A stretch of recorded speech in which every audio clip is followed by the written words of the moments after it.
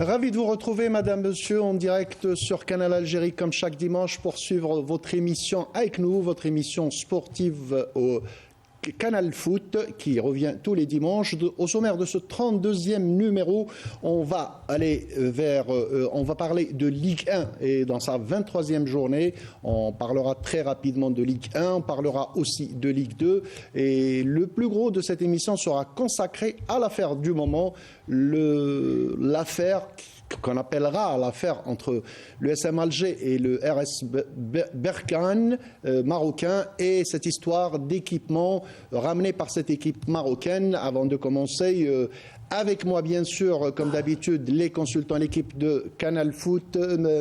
Mziane Iril Amagange, Mziane, bonsoir. Bonsoir à l'équipe et bonsoir à tous ceux qui nous suivent sur Canal Foot. Et Abdelnour Kawa, juste en face de vous. Abdelnour, bonsoir. Bonsoir et bonsoir nos amis téléspectateurs. Et notre consultant aussi, Djilali Touzi. Djilali, bonsoir. Bonsoir Fatah, bonsoir à toute l'équipe et bonsoir à nos chers téléspectateurs. Et on y va tout de suite, le décor étant planté, on va commencer par la Ligue 1, jingle Ligue 1.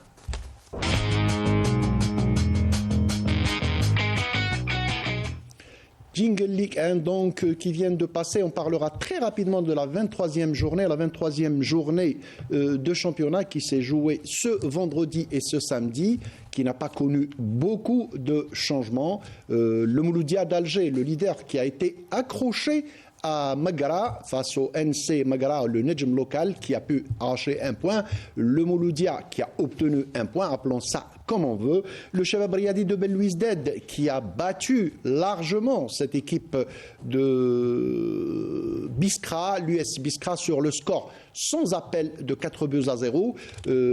Djilali, une journée qui n'a pas connu beaucoup de perturbations, sur le plan classement bien sûr. À part peut-être le CSC qui a su négocier son déplacement. Il a grignoté un point. Un point exactement. Le CRB aussi a profité de cette situation. Ils ont, collectionné encore 3 points. Ils sont à l'affût. Ils sont derrière juste à un point de CSC. Je pense que avec un match en moins. Cette journée a été profitable beaucoup plus aux équipes qui jouent le haut du tableau. Mziane Iril, le Mouloudia d'Alger n'a pas pu l'emporter à Magara. Il faut dire que Magara était dans une situation délicate. S'il perdait à domicile, il risquait de sombrer dans le classement en bas et risquait de perdre beaucoup, surtout qu'ils ont beaucoup de matchs à négocier à l'extérieur en fin de championnat. C'est une fin de championnat difficile pour Magara. Quant au match nul, je crois qu'il est un match positif pour le Mouloudia, d'autant plus qu'à la limite, il est quasiment certain, j'allais dire, d'être sacré en fin de saison parce qu'il a déjà fait l'essentiel. Le Mouloudia a fait l'essentiel. Il lui reste à gérer les matchs qui viennent ainsi que probablement un peu plus d'attention vers la Coupe d'Algérie. Abdenour, le CS Constantine qui est allé battre l'USM Khenchela, très difficile à manier à domicile d'habitude, un match amplement disputé par les poulains de Abdelkader Amrani, ils ont quand même réussi à ramener les 3 points, c'est de bon augure pour le prochain match qui les opposera au leader en demi-finale de Coupe d'Algérie à Oran. Il ne faut pas oublier que concernant le CSC, toute la phase retour, depuis la phase retour, ils n'ont pas perdu encore un seul match. Et si on revoit un peu le CSC depuis le début de saison, depuis l'avenue de Amrani, tous les feux sont au vert. Moi, je reviens un peu en avance. Peut-être que si Abdelkader avait pris le club en début de saison, ils auraient pu être beaucoup plus proches du MCA, parce que je crois que c'est l'équipe qui est dans cette phase retour qui est la plus régulière. Voilà, donc on va voir tout de suite les résultats, le tableau des résultats et le classement en musique. Le Mouloudia, bien sûr, toujours premier avec 53 points.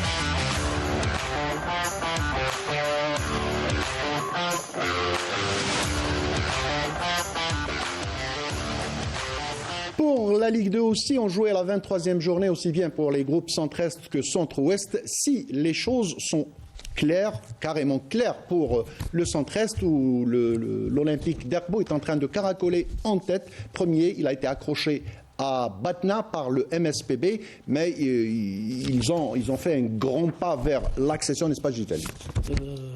Presque pour Arbo, c'est fait. Donc, moi, je dirais qu'ils sont beaucoup 13 points sur le plus, MSPB. Beaucoup plus, ils vont gérer match par match. Je pense que l'écart est important et ils se dirigent directement vers la Ligue 1. Côté centre-ouest, on y arrive centre-ouest. Du côté du centre-est, ceux qui sont en danger, c'est le SM Annaba, Sol Roslan et El Alma. donc pour l'Alma, je pense que C'est plié. c'est plié. Donc il y a deux qui vont être relégués. Donc le deuxième, ça va se jouer entre Annaba et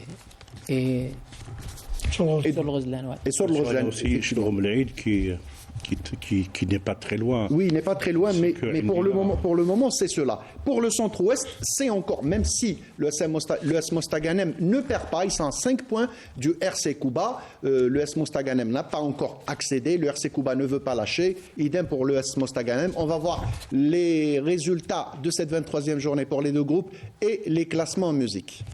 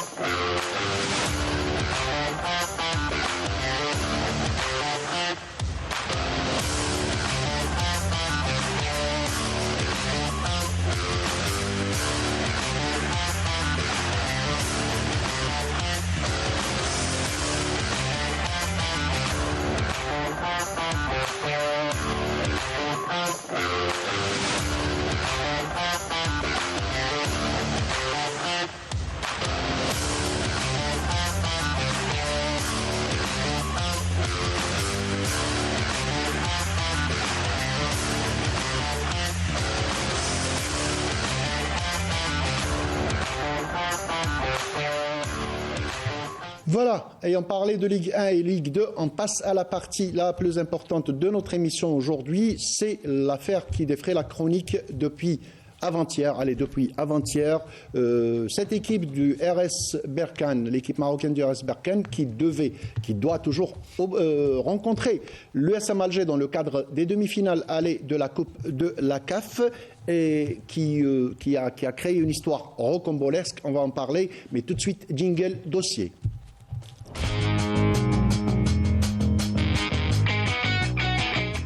Alors, ce n'est pas un problème de compétition, c'est un problème purement politique. Les Marocains qui font dans la subversion savent que cette carte est interdite en Algérie. Je parle de la carte portée sur l'équipement de cette équipe du RS Berkane. Interdite en Algérie, mais interdite dans les instances internationales. Les règlements CAF et les règlements FIFA sont très clairs. Je rappellerai l'article 4, alinéa 5, où on parle de signes, images, photos, cartes sur le maillot qui parlent de religion, qui parlent de politique ou personnelle sont strictement interdites. Abdelnour, je commencerai par vous. C'est une histoire à laquelle on ne s'attendait pas. Non, pas du tout, d'autant plus que l'équipe de Berkane a été accueillie royalement à l'aéroport. On va voir les images de toute façon. Par les dirigeants de l'USMA. Bon, il y a eu une fouille des services de douane qui ont trouvé un équipement qui n'a pas lieu d'exister en quelque sorte, hein, puisque sur cet équipement, il y a une carte qui représente un pays, pas que le pays. Donc, on voit l'accueil royal, Abdelnour, sur les images. Absolument. Un accueil royal avec des dates et des roses. Donc ce match doit débuter dans moins de 2 heures. Il y a eu tellement de choses qui ont été dites, mais il y a une chose qui est certaine, c'est que l'équipe de Berkane n'a pas le droit de jouer avec cet équipement, ça c'est clair. La réglementation à ce sujet est très claire. Donc, quel va être le sort de ce match-là? Dans moins de 2 heures, on le saura. Donc, on ne peut pas s'avancer sur telle ou telle décision. Mais il y a une chose qui est certaine, c'est que l'équipement de cette équipe-là était saisi par les services de douane. Et donc, trouver un autre équipement pour pouvoir se substituer à l'équipement d'origine, c'est une chose qui est très facile. Donc, est-ce qu'ils vont accepter de jouer ou de ne pas jouer? Ça, on le saura dans moins de 2 heures. Oui, Abdelnour, Mziane. Alors, les instances de la CAF hier, je pense que c'était par le biais du commissaire au match, si je ne me trompe pas. En tout cas, il y a eu un communiqué sur lequel ils ont demandé à la Fédération algérienne de football de demander au service de douane de libérer cet équipement de l'équipe de RS Berkane. Mais la Fédération algérienne de football, consciente de l'enjeu, a répondu que la Fédération n'avait aucune autorité sur les services de douane. En plus, sur quelle base le commissaire au match demande à libérer chaque pays est souverain chez lui. Il y a des produits qui ne sont pas permis. On voit ça de par le monde. Oui, absolument. Oui. Il y a des produits qui sont au niveau de la douane, proscrits, arrêtés, qui sont mis de côté. Vous les reprenez quand vous repartez à la limite, si c'est pas dangereux. Voilà, si c'est pas prohibé. Sinon, le pays est souverain et chacun admet et accepte sur son territoire les choses qu'il tolère, qu'il autorise. Chacun est souverain chez lui. C'est pas la première fois que ça arrive. Déjà, en 2021, en avril 2021, la Fédération avait constaté qu'il y avait un changement au niveau du site de la CAF, du changement de la carte géographique de ce pays. Donc la Fédération, à l'époque, avait déjà attiré l'attention de la CAF en leur disant que les pays doivent se soumettre à mettre sur vous. Le site de la CAF doit en tous les cas contenir les cartes géographiques des pays tels qu'ils sont reconnus par les Nations Unies. Et la carte des Nations Unies ne reconnaît pas. Ne reconnaît pas.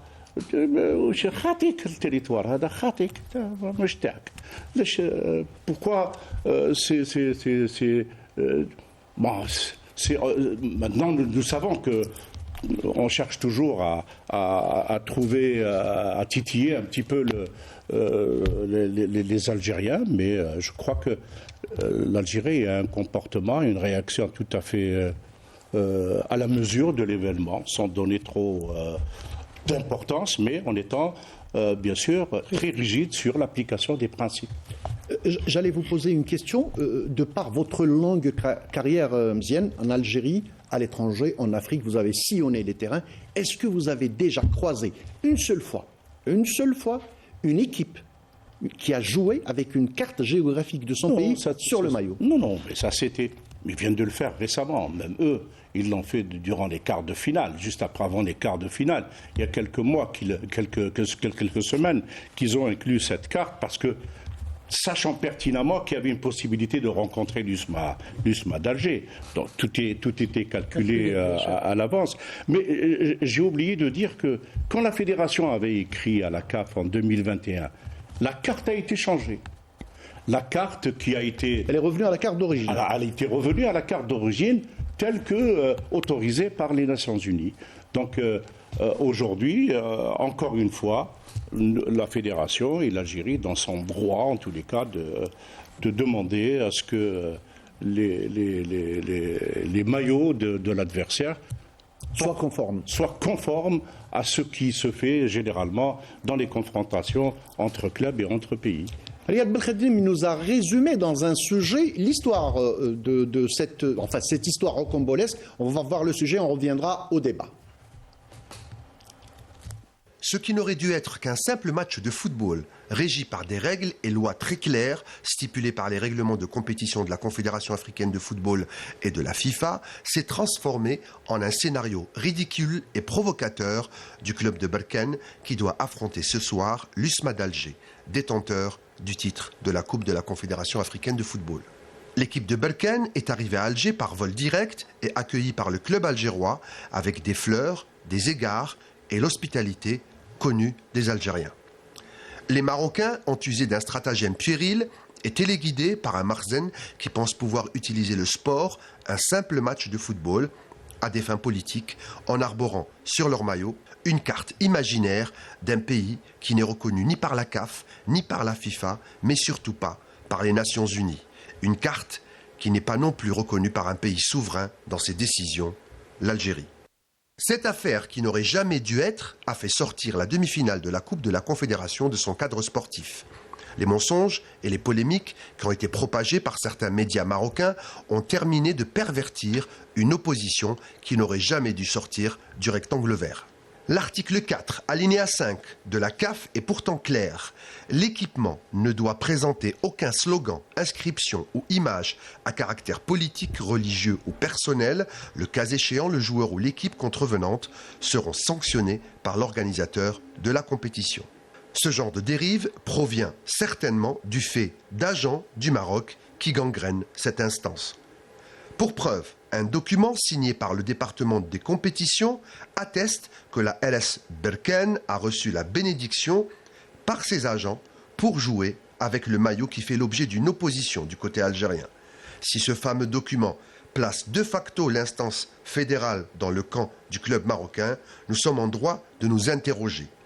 Comment des agents représentant des commissions dans des instances internationales peuvent piétiner les règlements qui interdisent les messages politiques, religieux et personnels sur les tuniques officielles en autorisant ce maillot lors de la phase de groupe, une question à laquelle ces mêmes responsables doivent répondre.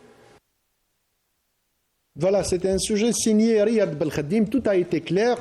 Tout ce problème se pose à cause des différentes commissions qui sont, carrément dominées par du personnel marocain. Abdelnour, ce n'est pas normal. Commission de marketing, commission des finances, il y a toujours des Marocains à la tête de ces commissions. La commission des finances est présidée, tenez-vous bien, par le président du RS Berkane. Écoutez, moi je ne parlerai pas des Marocains, je parlerai beaucoup plus des instances algériennes. L'Algérie est absente au niveau du comité exécutif de la CAF d'une part et des commissions qui composent, vous pouvez parler des commissions des finances, la commission de l'éthique, la commission de... c'est malheureux à le dire, mais nous sommes absents. Donc les Marocains sont en force. Et ils sont sur pas mal de commissions. Oui, mais est-ce que le fait d'être en force, ça leur donne le droit de pencher vers leur pays? C'est-à-dire, moi, si je suis président d'une confédération, je suis obligé d'être dans la neutralité. Tout à fait. Mais écoutez, il faut. Moi, je reprends le chemin inverse. Vous êtes en train de parler des instances. Moi, je dis que l'Algérie est absente. Et c'est malheureux à le dire. Hein. Ça fait combien d'années qu'on le veuille ou pas, depuis le Hajj al-Roi, on n'a pratiquement plus personne au niveau de la CAF. Et ça, c'est malheureux. Gilles Ali Touzi, les instances marocaines présentes, par exemple, ce maillot-là a été validé par la commission de marketing. La commission du marketing, elle est présidée par une Marocaine. Moi, ces commissions, qui c'est qui les compose? De quelles personnes sont composées ces commissions? De 1 et de 2. Est-ce qu'il y a une loi qui régit la Confédération africaine de football? C'est ce que je voulais dire justement, oui. C'est piétiné par ces personnes. Donc, on ne remet pas en cause la CAF, on remet en cause les commissions. Parce que là, il doit y avoir partialité, il doit y avoir impartialité. Impartialité, il doit y avoir une éthique aussi. Donc, il y a une loi qu'on doit respecter, quel que soit l'adversaire, quels que soient les gens qui composent ces commissions. Donc, c'est une première dans les annales du sport. En général et du football en particulier. Moi, à mon avis, c'est la première fois qu'on voit une équipe ou même un pays floquer la carte géographique sur son maillot. À la rigueur, l'emblème national, c'est correct, mais moi, je pense que c'est de la provocation pure et simple. Donc, il y a anguille sous roche. Donc, il faudra... pourquoi ce scénario maintenant? Ça a été déjà prémédité lors de la CAN U17 en finale Maroc-Algérie, on voulait mettre tout sur le dos des Algériens. Il n'y avait pas l'arbre à la fin du match. Et même chose lors des Jeux méditerranéens, c'était la même chose. On a toujours voulu évoquer qu'il y a des problèmes, or qu'ils ont été bien accueillis, ils ont été un accueil chaleureux. Donc ces gens-là, ils ont été les bienvenus en Algérie. Donc pourquoi ce scénario? Deuxième. Enfin, moi je persiste à dire que on s'y attendait de cette façon, peut-être pas, mais enfin, on le savait que s'il y avait une possibilité de déranger les choses, ils le feront. Ça c'est clair, puisque ce n'est pas fait d'une façon, j'allais dire, un peu caché, subtil. Non, c'est un visage découvert maintenant. Il n'y a plus rien à cacher. Donc, mais aujourd'hui, le droit, nous sommes en droit. Le droit est de notre côté, c'est-à-dire que même la réponse qui a été faite par la commission des compétitions de la CAF, qui disent comme quoi il faut le match se déroule, etc. Avec ils ont donné une réponse avec aucun motif d'explication. Ils ont dit juste que votre demande a été rejetée. Rejetée pourquoi? Ils n'osent pas ils peuvent pas donner d'explication. Parce qu'il n'y a pas d'argument. Juridiquement, sur le plan réglementaire, ils ne peuvent pas justifier leur décision. Mais enfin, l'Algérie a toujours, de toute façon, œuvré pour que les choses se déroulent dans le cadre réglementaire, etc. Donc on a encore la possibilité d'aller ailleurs, d'aller demander au TAS, etc., d'appliquer à la limite ce qui se fait sur le plan international, puisqu'il y a une institution aujourd'hui qui est au-dessus de cela. Nous espérons en tous les cas que le droit soit réellement appliqué dans ce dossier-là. Abdelnour, je reviens vers vous. Ce problème ne se pose avec le Maroc que face à l'Algérie. À chaque fois qu'il y a l'Algérie en face, il y a toujours des petits problèmes. Pourquoi? On ne sait pas. Pourtant, du côté algérien, on prend toujours le volet sportif, on le met au devant. Il y a eu des jeux, il y a eu les Jeux panarabes, il y a eu les Jeux méditerranéens. Les délégations marocaines ont été accueillies merveilleusement. Les sonores sont encore là pour voir ce qu'ont dit les athlètes marocains à leur arrivée et comment qu'ils ont parlé de l'accueil des Algériens. Mais au final, ils sont poussés derrière pour créer ce genre de problème. Pour quelle raison?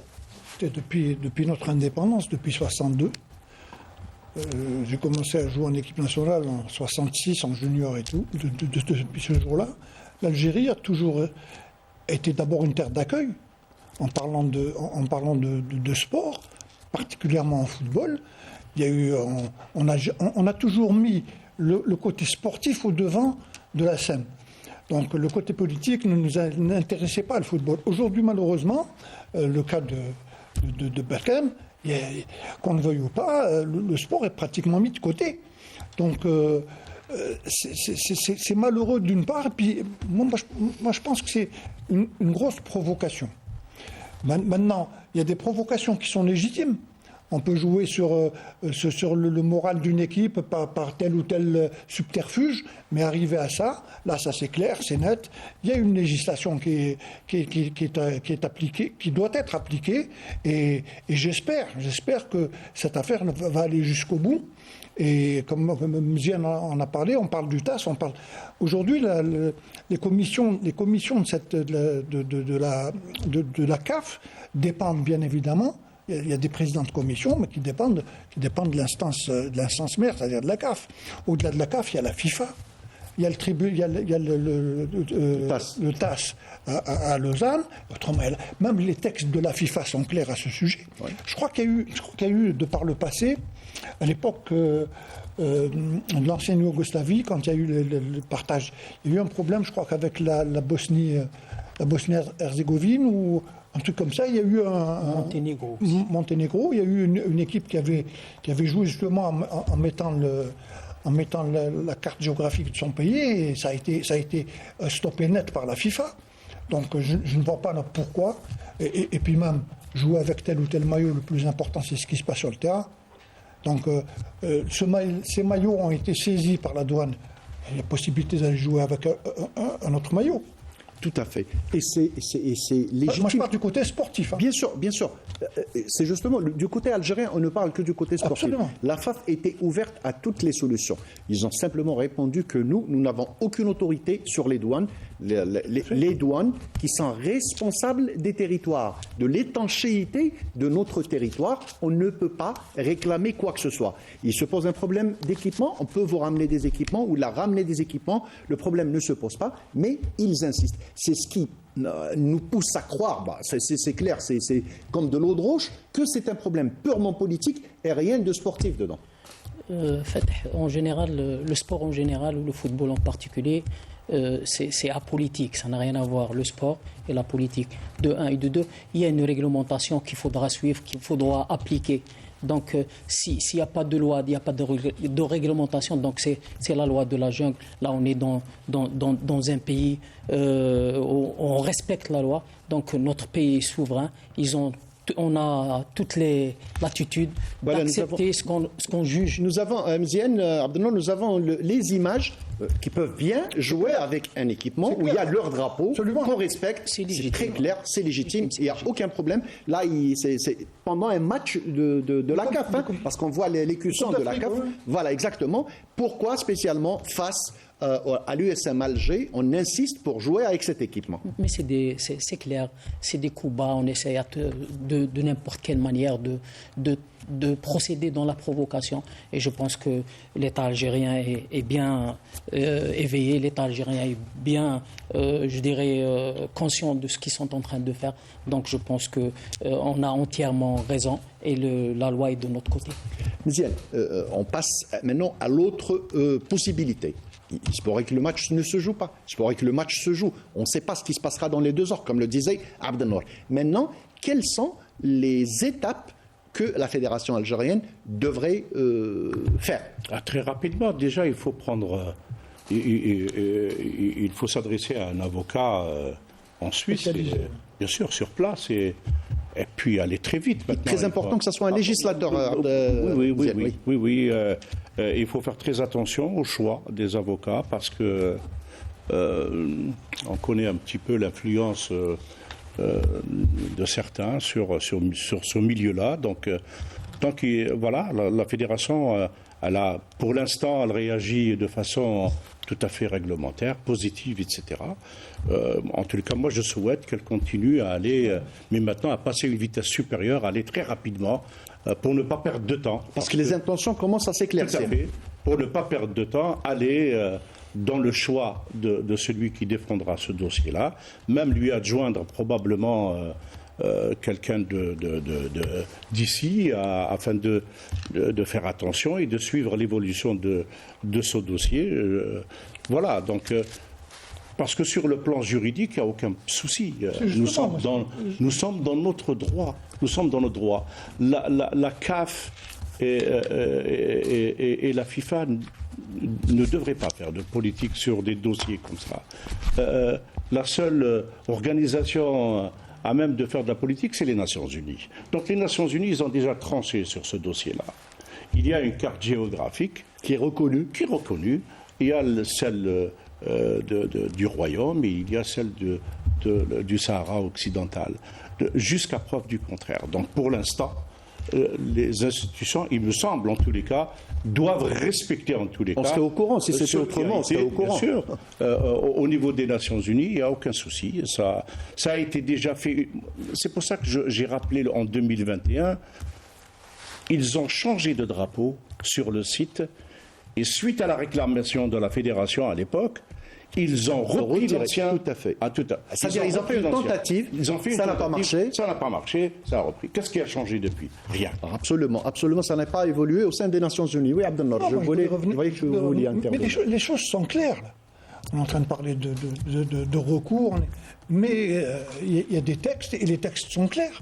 Il n'y a pas d'entre-ligne, il n'y a pas de.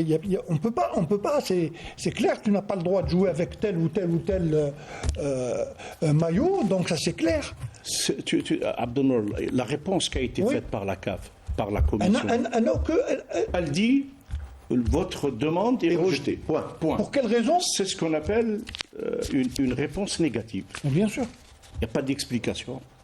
Alors qu'on est en droit quand on dit voilà ce qui se passe et on vous demande de prendre les causes et les effets. Voilà, d'appliquer la réglementation puisque vous êtes l'instance qui dirige le football sur le plan africain, sur le plan réglementaire. Vous êtes les garants de la réglementation.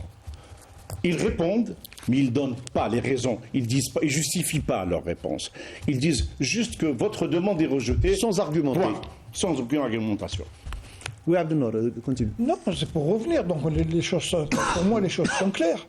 Je vous l'ai dit, on est à un peu plus d'une heure de ce match-là. Comment ça va se passer? Moi, je suis persuadé que si l'équipe de Berkane reste sur sa position, ils vont pas jouer.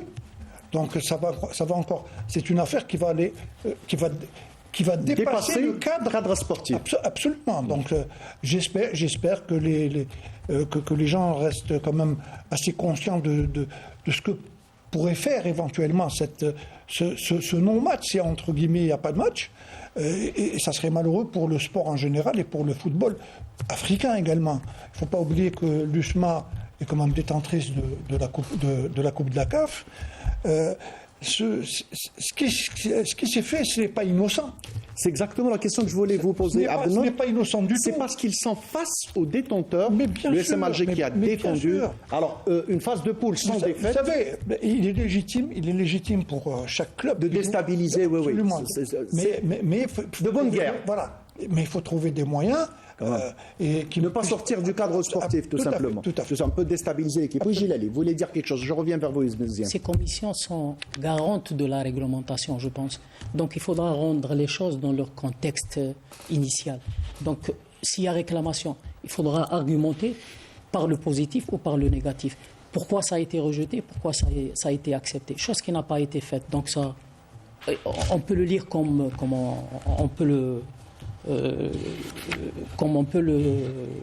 nommer. Michel? Non, je voulais juste, dans le sens de ce que disait Abdelnour, c'est vrai que avant, en Afrique, quand on allait jouer en Afrique, là, il y a des comportements antisportifs, mais en fait, qui restent toujours, à la limite, c'est acceptable. On vous met dans un hôtel où là on vous fait attendre trop longtemps à l'aéroport, il n'y a pas de bus, il n'y a pas... voilà, vous avez 10 minutes pour aller à l'hôtel alors que vous faites un détour de 2 heures, 3 heures. On a déjà vu ça. On l'a déjà vu en Afrique. Ça fait partie, ça fait partie du folklore. Et d'ailleurs, en général, les équipes sont préparées à ça. Absolument. Voilà. Mais de là... inventer des situations d'une autre dimension, d'une autre... Et puis l'Algérien... Je reviens vers vous, Abdelnour. Juste pour montrer l'élan de solidarité de la Fédération algérienne de football et de tous les clubs. Il y a eu des communiqués hier, on va les voir. Tous les clubs ont montré leur solidarité avec l'USM Alger, voilà, le Mouloudia d'Alger, le CS Constantine, le Shabab Riyadi de Belouizdad et tous les autres clubs. Non, mais on connaît pertinemment la mentalité algérienne. Vous savez, on est fiers de ce qu'on est, on est fiers de ce qu'on représente. Il ne faut pas oublier que nous avons lutté énormément pour notre indépendance, 1,5 million de tchahids. Aujourd'hui, alhamdoulilah, on sait que l'Algérie, que l'Algérien est fier, a une très grande fierté.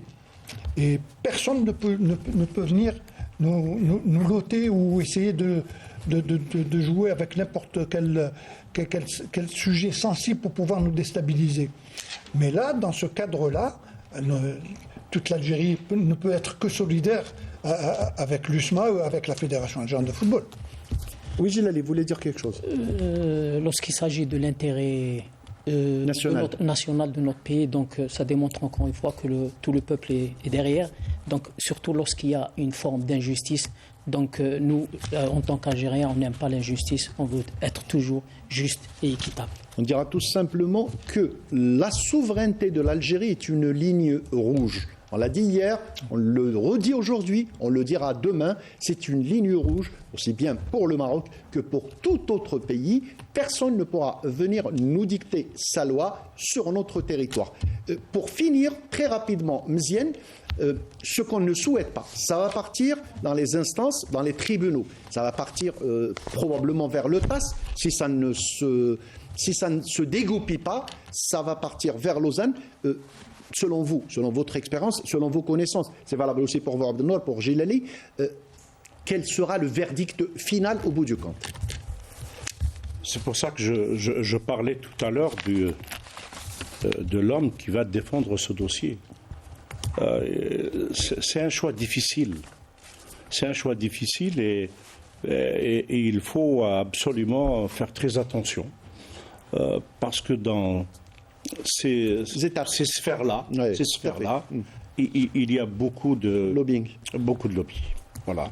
Et puis nous devons faire attention. Donc à la fédération de suivre ce dossier et de veiller en tous les cas à ce que les intérêts de l'USMA soient bien défendus. Et du football national. Et bien entendu de la souveraineté nationale soient bien défendus. Donc, mais je crois sincèrement que ceux qui sont avides de justice et de droit, ce problème-là ne devrait pas se poser. Absolument. Il est très facile. Hein. Bien sûr. Il y a une réglementation en place, elle existe déjà. Il y a des cartes géographiques de tous les pays du monde au niveau des Nations Unies. C'est l'organisation, j'allais dire, principale, de référence. Donc, reprenons, allons à la source, et puis bon, s'il y a une carte Qui démontre le contraire. Je pense que, enfin, c'est pas évident, il n'y en a pas. Il n'y en a pas, puisque ça a déjà, il y a une tentative qui a été faite En 2021. en ouais. 2021, et puis ça a été remis dans l'ordre, que rien n'a changé depuis, c'est toujours les mêmes organisations, c'est toujours les mêmes décisions, sauf qu'il y a peut-être ceux qui croient qu'ils sont en mesure de faire autre chose et de pouvoir changer l'ordre qui est déjà en place. Selon les connaisseurs, selon ceux qui connaissent la réglementation clairement, même au-delà du TAS, il y a le tribunal fédéral de Lausanne. C'est l'instance suprême. Et c'est-à-dire, même si tu n'as pas gain de cause au sein du TAS, tu peux partir au tribunal fédéral. Excuse-moi. Oui.